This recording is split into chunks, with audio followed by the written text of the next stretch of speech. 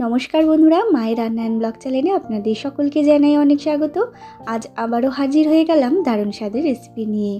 আমি আজকে দারুণ একটি মিষ্টি রেসিপি শেয়ার করব। আজকের রেসিপি রসমালাই। রসমালাই নামটা শুনলেই যেন জিভে জল চলে আসে। আর রসমালাই পছন্দ করেন না এমন মানুষ কিন্তু খুব কমই আছে। বাড়িতেই যদি খুব সহজে তৈরি করা যায় রসমালাই তাহলে কেমন হয়। তাই আজকে খুব সহজেই একেবারে ছানা ছাড়াই আমি কিন্তু রসমালাই তৈরি করেছি। তো চলুন দেখে নেওয়া যাক কীভাবে তৈরি করলাম। আমার এই রেসিপিটা দেখার জন্য সম্পূর্ণ ভিডিও দেখতে হবে।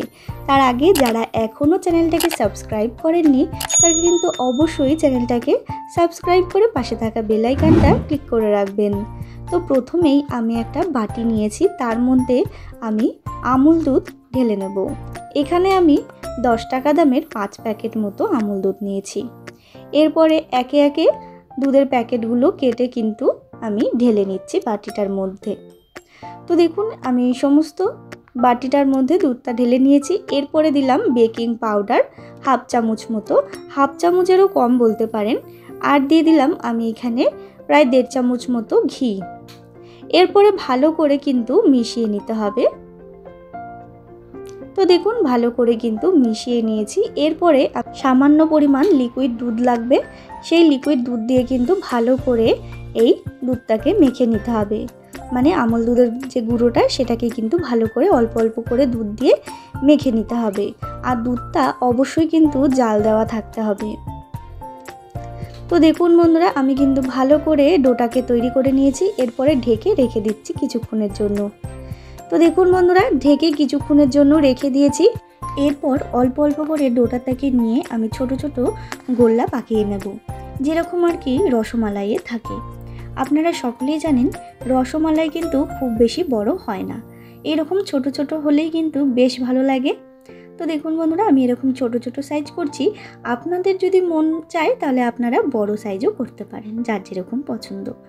এরকমভাবে সমস্ত আমি গোল্লা পাকিয়ে নিয়েছি, দেখে বুঝতেই পাচ্ছেন। এরপরে আমি সরাসরি গ্যাসে একটা কড়াই বসিয়ে তার মধ্যে দিয়ে দিলাম সামান্য পরিমাণ জল। এরপর আমি দিয়ে দিচ্ছি দুধ। এখানে 500 গ্রাম মতো লিকুইড দুধ দিতে হবে। দুধটাকে আমি আগে থেকে একটু জাল দিয়ে রেখেছিলাম, তারপরে আবারও এই কড়াইয়ের মধ্যে ভালো করে দিয়ে জাল দিয়ে নেব। এরপর একটু জাল হয়ে যাওয়ার পরেই দিয়ে দিতে হবে এখানে আমুল দুধের গুঁড়ো। আমুল দুধের গুঁড়োটা দিলে কিন্তু এটার খেতে বেশ টেস্ট হয়, আর দুধটা কিন্তু খুব সহজেই ঘন হয়ে যায়। তো দেখুন বন্ধুরা খুব ভালো করে কিন্তু আমি দুধটাকে জাল দিয়ে নিয়েছি। আমুল দুধের সাথে একটুও দানা দানা নেই আমুল দুধের, সমস্তটা কিন্তু খুব ভালো করে মিশিয়ে নিতে হবে। এরপর পরিমাণ মতো চিনি দিয়ে দিলাম। আপনারা সকলেই জানেন রসমালাই কিন্তু খুব বেশি মিষ্টি হয় না, একটু হালকা মিষ্টি হলেই বেশ ভালো লাগে। এরপরে দিয়ে দিলাম আমি কেশর। আপনারা সকলেই জানেন একটু কালারটা হলদে টাইপের হয়, তাতেই কিন্তু এটা ভালো লাগে। চিনিটা দেওয়ার পরে দিয়ে দিলাম কেশর। কেশরটা দিয়ে একটুখানি নাড়াচাড়া করে নিচ্ছি যাতে কালারটা হালকা হালকা চেঞ্জ হয়ে যায়। তো দেখুন বন্ধুরা একটু নাড়াচাড়া করে নিয়েছি।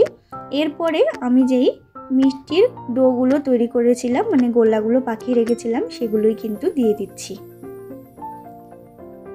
এগুলো দিয়ে কিন্তু ভালো করে ফুটিয়ে নিতে হবে।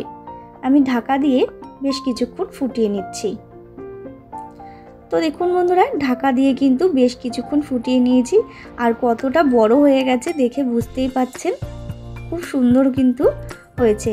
অল্প অল্প করে উঠিয়ে দিচ্ছিলাম যাতে দুধটা উতাল না উঠে যায়। তো দেখুন বন্ধুরা কতটা সুন্দর হয়ে গেছে, অনেকটাই বড় বড় হয়ে গেছে কিন্তু। আমার কিন্তু রসমালাই একেবারে তৈরি, খুব চটজলদি কিন্তু এটা হয়ে যায়।